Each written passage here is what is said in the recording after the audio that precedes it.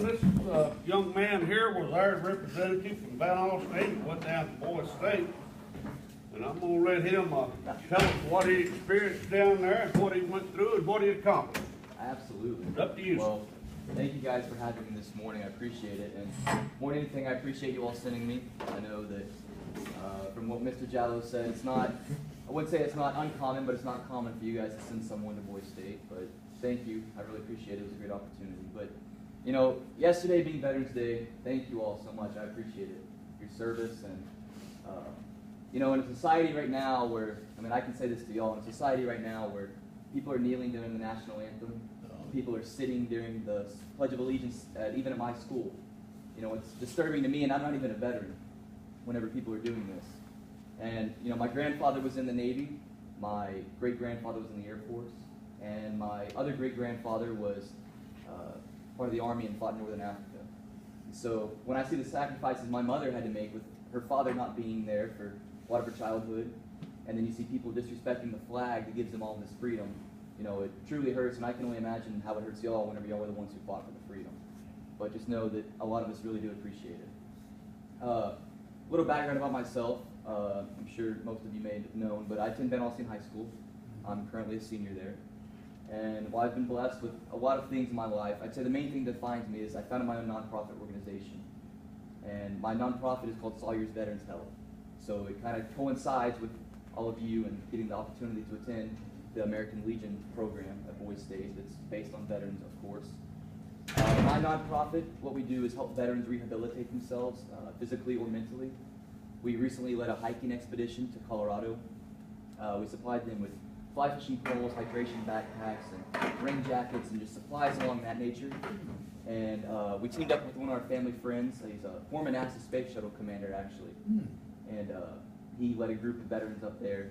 And, you know, you see these pictures of them hiking the tallest mountains in Colorado, and it's all inspiring. That's all you can say is, you know, some of these mountains I've tried to hike, and I didn't even make it up. And you see veterans with prosthetics making it to the top. And, you know, I've been blessed to see a lot of good things come out of this organization.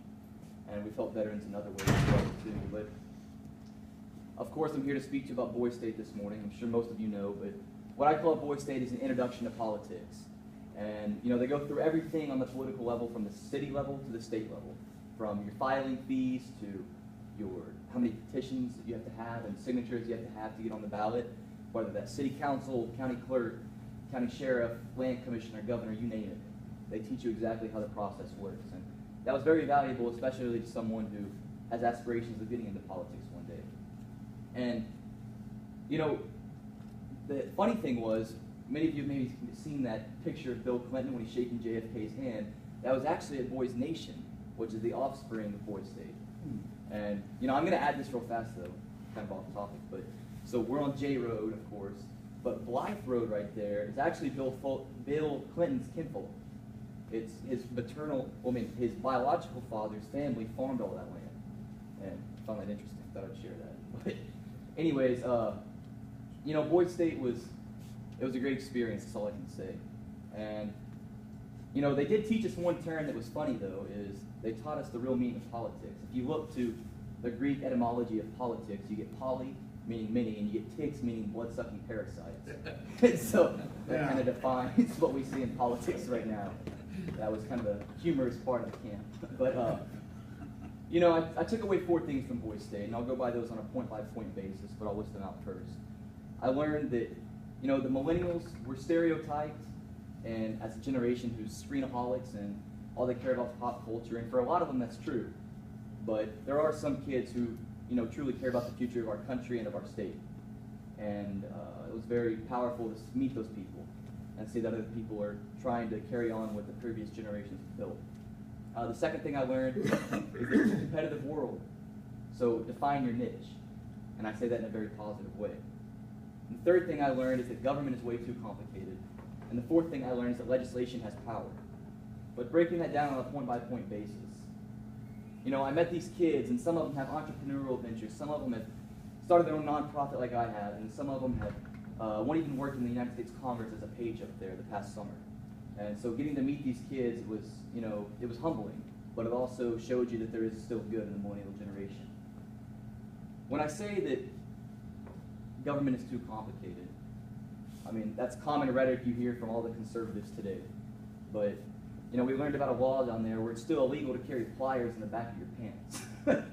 And, you know, our tax code actually on a state level is still longer than the Bible. And so when you think about that, I mean, if it's longer than the Bible, then we got a problem. But the millennials are still doing great things. Government's way too complicated. But when I say it's a competitive world, define your niche, I say that in a positive way. And you know, you need to define your niche. You aren't going to be the jack of all trades, master of none. In meeting all of these competitive kids down there, it showed me that you can be competitive, but you're not going to be competitive on everything. So as far as myself, I've taken that to heart, and I've focused in on the path I want to pursue in my life since I've got back from Boise State. I want to pursue healthcare and politics is my goal. And so I'm currently a pharmacist technician at CVS. Good. And I got that job a few months ago, but Boise State kind of upstarted that and told me that, you know, you need to start defining what you're going to do in life.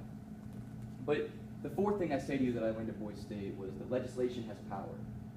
And they ran through so many examples of how legislation has power. But, you know, you hear the debate about Obamacare. And no matter what side you're on of Obamacare, it has power. If you're a cancer patient, you're getting insurance when other insurance companies wouldn't grant it to you. But if you own a small business, you're getting hit with these regulations that are absurd. So it does have power. But then if you look at it on a more microscopic level, we can have legislation that can ultimately keep babies. Whenever a society where people they're more concerned about the lives of trees instead of unborn babies. Yeah. And, you know, legislation can prevent thousands of innocent lives. And if legislation can do that, then my God, it has power, right? And, you know, there's a famous case down in Koontz, Texas, southwest of Houston, where cheerleaders wrote on the football run-through, they wrote a big Bible verse, and then a family proceeded to sue them from Koontz. And they ended up suing not even that part, but also the part where they were praying in the schools. Whenever something happened, they'd be praying, and they sued them for that as well.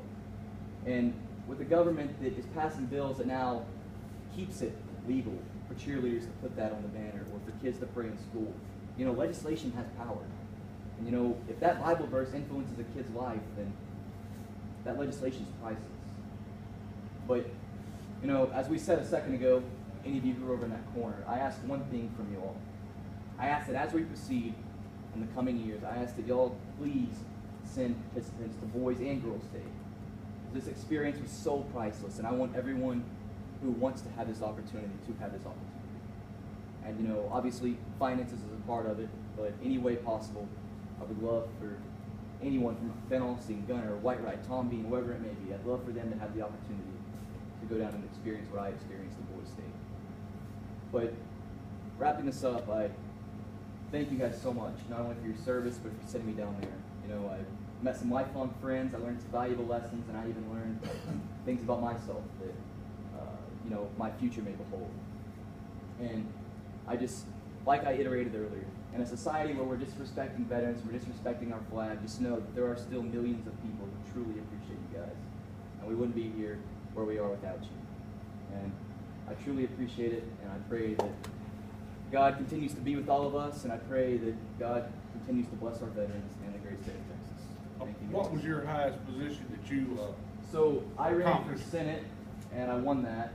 And then I ran for Land Commissioner, and I won that, which is the third highest office. But I was supposed to run for governor, but they didn't give us our signature ballots until a day later from everyone else.